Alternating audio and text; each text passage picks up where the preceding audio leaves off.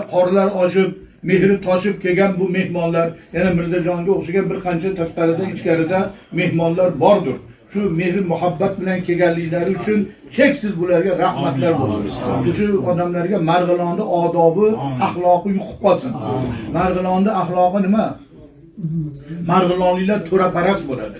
Ya'ni sayyidlarni, payg'ambar avlodlarini juda hurmat qilgan odamlar. Shuning uchun bu yerda yuksak odob, axloq, ma'naviyat yetukligi shunda. Bildingizmi? Qo'qonliklar eshonparast bo'ladi deydi. Ular ham sofiy, taqvodor, huvu deydigan. Toshkentlar nima bo'ladi bilasizmi? Buni Hazrat Yovdug'on boboga aytgan yo'qmi?